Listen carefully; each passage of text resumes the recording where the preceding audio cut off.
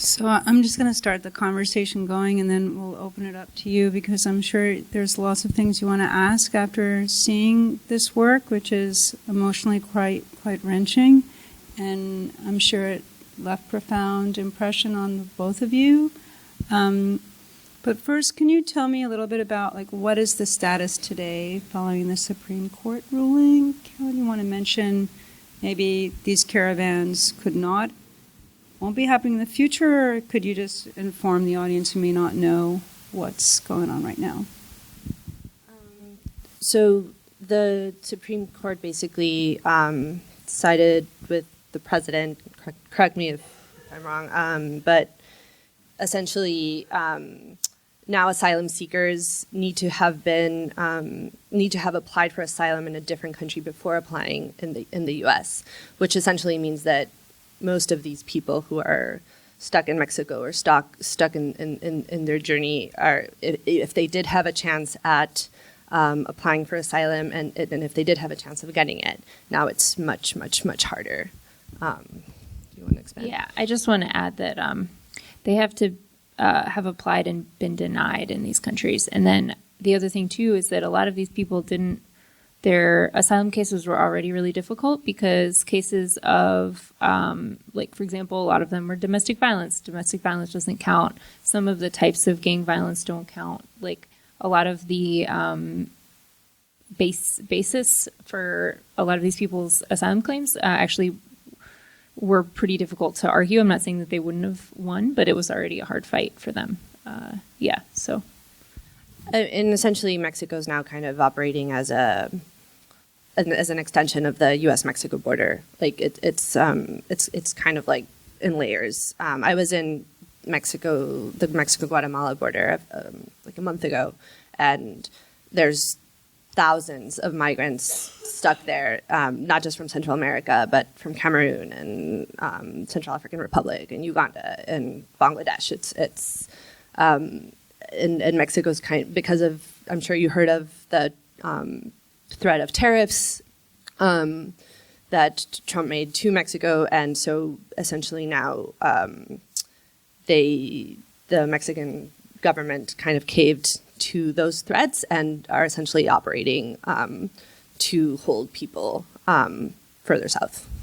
Yes, and adding to that, part of that is something that I think we both have talked about personally, but is the MPP program. I don't know really what would you call that? Well, it's a policy technically. It's known as Remain in Mexico. Yeah. So essentially, it's the yeah. So migrants who were seeking asylum and who intended to fully cross legally in the past would arrive to the Mexico-U.S. border and go to a legal port of entry and present themselves as asylum seekers. And this is a completely legal practice.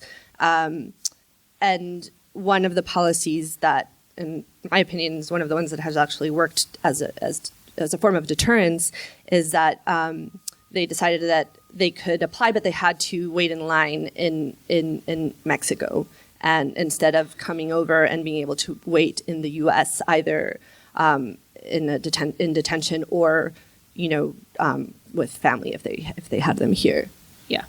So the way that Carlos's story unfolded is not really something that happens very often anymore, and that was within the last year.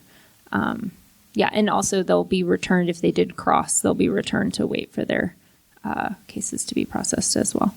The other thing that happens with that is because the wait is so long on the Mexican side and the conditions are not great. I mean, shelters are at capacity and they're in dangerous cities like Reynosa and Matamoros. That it's essentially making people decide to cross illegally. And if they do that and they get caught, first it's not a criminal offense, but then if they do it again, it can become a criminal offense, or it does. Yes, they've also started deporting them directly back to their home countries, so then they'll have to start the whole thing all over again.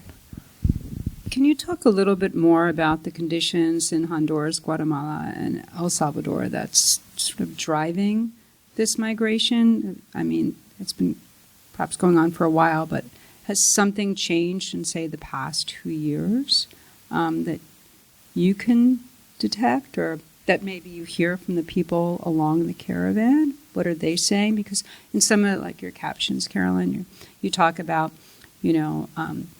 someone's 2 brothers were killed, or that one woman was held up at her, beauty store. But is there something else happening beyond, the everyday violence? And also, just as journalists, how far back do you go historically to contextualize, what's happening in Central America today?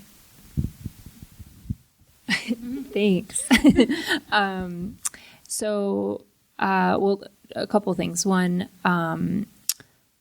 most of what I'm sharing with you what I'm hearing from most of the people who I've interviewed, but I also did travel through what is known as the Northern Triangle with he's actually the current acting secretary of the Department of Homeland Security.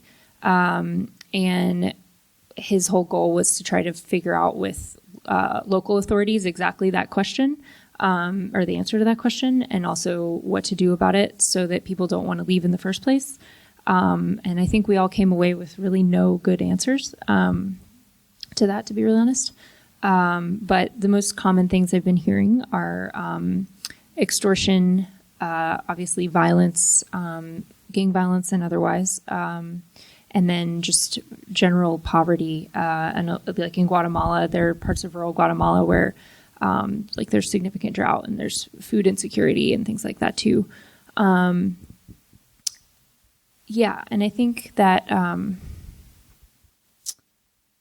it's, as far as your historical context question goes, I think that's a loaded one, because some of you may know about the history of El Salvador, particularly with regard to gang violence and the gangs in LA. And I think it's important to contextualize. I do also know that if you get too into the weeds, it's easy to lose people. And so it's a difficult balancing act as a journalist to try to contextualize that, because that's important. But also at this point, contextualizing it in certain situations is also seen as political. So, as with anything with regard to immigration journalism, you're just always walking a fine line, I think. Yeah, I mean, I'd add, Caroline mentioned drought, but climate change. It's started to pop up more and more in different publications, but it's extreme poverty, and but if you can dig a little deeper, it's like, oh, they used to be fine and they used to be able to grow coffee, and that was their regular crop every year, and now it's been 3 years where their crop just hasn't been enough to sustain their family, and they just don't have other options. And I've spent more time in Guatemala. I haven't been to the rest of Central America, but I've spent a lot of time in Huehuetenango, which is one of the states where huge numbers of people have come from, and it's very easy to just say, oh, it's just extreme poverty. They're economic migrants, but what does that really mean? And I think it's important to not just label somebody as an economic migrant, or often if you dig deeper, you'll find that there's so many reasons, and then I'd always say, well, is it invalid if for them to want asylum or migrate if it's for economic reasons?